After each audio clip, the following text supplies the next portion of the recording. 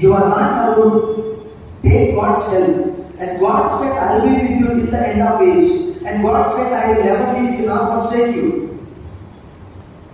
దేవుడే ఈ మాట అన్నప్పుడు మనిషి కాదు. హెబ్రీయుల రాసిన పత్రిక 13వ అధ్యాయం 5వ వచనం ఒకసారి చూడండి. గ్రంథం ఏమని తెలియజేస్తుంది? హెబ్రీయుల రాసిన పత్రిక 13వ అధ్యాయం 5వ వచనం ఏమని రాయబడి చూడండి. Letter of Paul to Hebrews chapter 13 verse 5. కాబట్టి ఆయన ఈ లోకమందు ప్రవేశించినప్పుడు ఇలాగ చెప్పుచున్నాడు. 13:5. ధనాపేక్ష లేని వారిని కలిగిన వాటితో తృప్తి పొంది ఉండండి. నిన్ను ఏ మాత్రమును విడవను, నేను ఏమాత్రం విడువను, ఎడబాయనని ఎవరు చెప్పారట? దేవుడు. పాస్టర్ గారు చెప్పారా? పాస్టర్ గారు నిద్రపోయినంటే అర్థం మర్చిపోతారు. పారవ స్వభావం అది.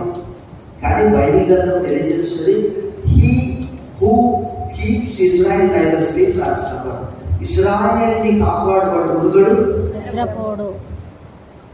కాబట్టి నేను చెప్తున్నాను, యు ఆర్ నాట్ అలోన్. ఆయనే చెప్పాడు, I will never leave you nor forsake you. I will be with you till the end of age. 63వ కీర్తన 4-5 వచనాలు చదవండి.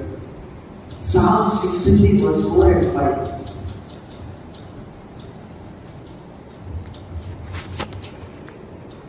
నా మంచము మీద నిన్ను జ్ఞాపకం చేసుకొని రాత్రి జాముల యందు నిన్ను ధ్యానించినప్పుడు ప్రభు మెదడు నాకు దొరికినట్లుగా నా ప్రాణము తృప్తి పొందుచున్నది. ఉత్సహించి పెదవులతో నా నోరు నిన్ను గురించి గానము చేయుచున్నది. భక్తుడు ఎక్కడ జ్ఞాపకం చేసుకుంటున్నాడు? కానీ మంచము మీద. మనకు మంచం ఎక్కితే స్క్రోలింగ్ ఉంటుంది. పుట్టిన పిల్లలు మొదలుకొని ఆ చచ్చిపోయే వృద్ధుల వరకు కూడా ఏం చేస్తారు? అది అయిపోయేది కాదు. ఈ వేరే పోవాలి, నీ నెట్ అయిపోవాలి, కానీ పోతేనే. ఎంతమంది వాస్తవం చెప్తున్నాను నేను. ఇన్ కేస్, జాగ్రత్తగా వినండి, in case if I don't get any sleep, పుస్తకాలు, సంఘ చరిత్ర, బైబిల్ చదవడంతో పాటు ప్రార్థన చేయడంతో పాటు ఏం చేశారు తెలుసా? 1వ కీర్తన నుంచి కీర్తనలలో 35 కీర్తనలను జ్ఞాపకం చేసుకుంటా. అంటే అర్థం ఏంటి తెలుసా? 1వ కీర్తన, 2వ కీర్తన, 3వ కీర్తన, 4వ, ఇలా 4వ కీర్తన ఒక పేజీ తర్వాత పెరుగుతుంది.